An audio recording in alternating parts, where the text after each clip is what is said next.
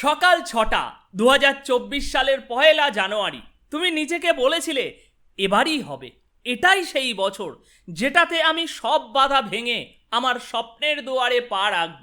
সেই স্বাধীনতা যেটা এতদিন শুধু কল্পনায় ছিল, এবার তা বাস্তবে হবে। এবার আমি সত্যি নিজের জন্য কিছু করব, এমন কিছু যা আমাকে নিয়ে যাবে আমার কাঙ্ক্ষিত সাফল্যের শিখরে। তুমি চেয়ারে বসলে, ল্যাপটপটা খুললে বা ব্যাগ থেকে বই বের করলে, নিজের স্বপ্নের পথে একটা নতুন উদ্যম নিয়ে। অন্তত তুমি নিজেকে এটাই বলে বসেছিলে, কিন্তু ৪৮টা ভিডিও আর ৩ ঘন্টা পরে তুমি তখনও সেখানেই বসে আছো। হাতের কাজ কিছুই এগোয়নি, স্বপ্ন আরও দূরে এগিয়ে গিয়েছে। বন্ধুরা, অধিকাংশ মানুষই ফিট হতে চায়, কিন্তু বেশিরভাগই তা হতে পারে না, ব্যর্থ হয়। অধিকাংশ ছাত্র টপ স্টুডেন্ট হতে চায়, কিন্তু এক অদৃশ্য শক্তি তাদেরকে আটকে রাখে। অধিকাংশ মানুষ সফল ব্যবসায়ী হতে চায়, তারা সেটা কখনোই হতে পারে না। এর পিছনের আসল কারণ কি? কারণ তাদের মস্তিষ্ক বিভ্রান্তিতে ডুবে থাকে, লক্ষ্যহীন এবং এলোমেলো। যদি তোমার মস্তিষ্ক এলোমেলো থাকে, তবে তোমার জীবনের প্রতিটি কাজও এলোমেলোভাবেই ঘটতে থাকবে। বড় কিছু অর্জন করতে হলে তোমার মনোযোগকে একক কোনো কাজে কেন্দ্রীভূত করতে হবে। ঘন্টার পর ঘন্টা, দিনের পর দিন, সপ্তাহের পর সপ্তাহ ধারাবাহিক মনোযোগ ছাড়া সাফল্য কখনোই ধরা দেবে না। আর যদি তোমার মস্তিষ্ক এলোমেলোই ভরা থাকে, তাহলে তুমি কিভাবে আশা করতে পারো যে তুমি বড় কিছু করতে পারবে? তাই এটা হলো তোমার মস্তিষ্ককে সঠিক পথে আনার উপায়। পর্ব ১, তুমি বিভ্রান্ত। আমরা সবাই জানি বড় কিছু গড়তে হলে মনোযোগ অপরিহার্য, কিন্তু আসলে মনোযোগ জিনিসটা কি? এটা হলো তোমার ১০০% মন এবং শক্তি একক কোনো কাজে বা লক্ষ্যের জন্য উৎসর্গ করার ক্ষমতা। যদি তুমি সেটা না করতে পারো, তার মানে তুমি একাধিক বিষয়ে মনোযোগ দিচ্ছ, যার নাম আসলে বিভ্রান্তি। সত্যি বলতে আমরা সবাই আজকাল মনোযোগ হারিয়ে ফেলছি। আমাদের মস্তিষ্ক সবসময় নানা দিক থেকে বিভ্রান্ত থাকে। সহজভাবে বললে, আমরা এখন আর কোনো কাজ একাগ্রভাবে করতে পারছি না। সবসময় একাধিক উৎস থেকে তথ্য গ্রহণ করছি, যা আমাদের ফোকাসকে ভেঙে দিচ্ছে। আমি বাজি ধরে বলতে পারি, তুমি ইতিমধ্যেই স্ক্রল করে নিচের কমেন্টগুলো দেখে ফেলেছো, এমনকি এই ভিডিওটির নিচে কোন ভিডিওটি এসেছে সেটাও চেক করা হয়ে গিয়েছে। যখন তুমি এমনটা করো, তুমি হয়তো বুঝতে পারছো না, কিন্তু তুমি তোমার মস্তিষ্ককে ব্রেন ওয়াশ করে ফেলছো। তুমি নিজেই তোমার মনকে এমনভাবে প্রশিক্ষিত করছো যাতে সেটা সবসময় অতিরিক্ত উদ্দীপনার খোঁজে থাকে, একটি বিভ্রান্ত পরিবেশে কাজ করতে অভ্যস্ত হয়ে পড়ে। এমন মস্তিষ্ক নিয়ে তুমি কিভাবে আশা করতে পারো যে তুমি গভীর মনোযোগ ধরে রাখতে পারবে? তুমি নিজেই তোমার ফোকাস নষ্ট করছো, এবং যতক্ষণ না তুমি এটা বদলাও, ততক্ষণ সফলতার পথে এগোনো অনেক কষ্ট, অনেক অসম্ভব।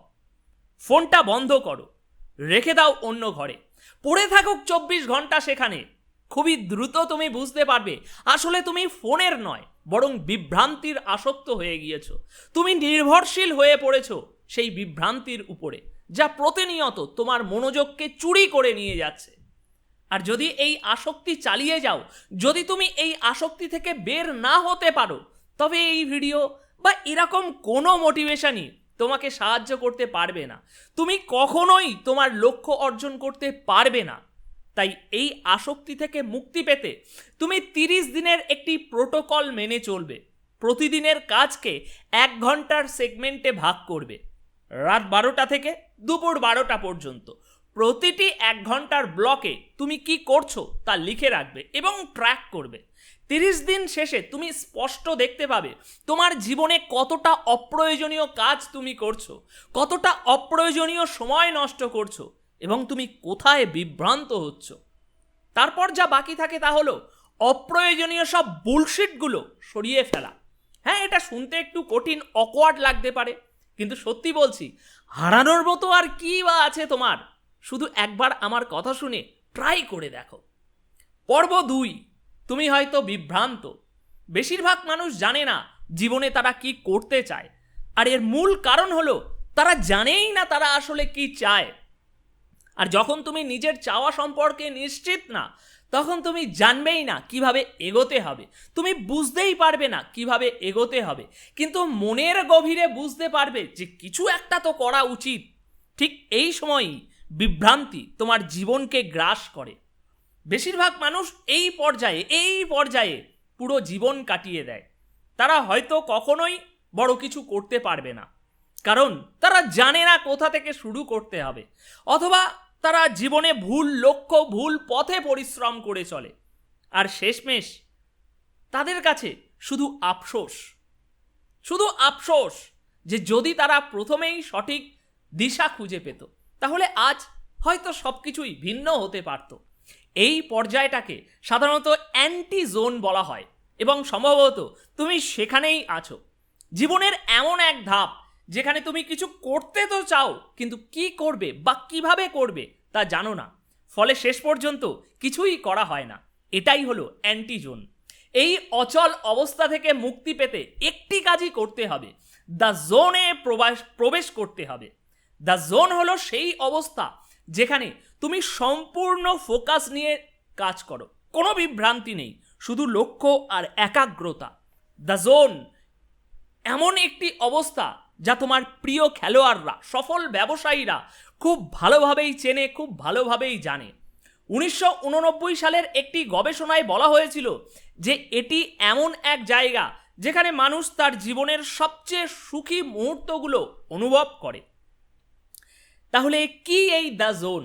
সম্ভবত তুমি আগেও এটা অনুভব করেছো, যখন কোনো কাজে এতটাই গভীরভাবে ডুবে যাও যে বাইরের জগৎ যেন হারিয়ে যায়, ঠিক যেমন ভিডিও গেম খেলার সময় হয়।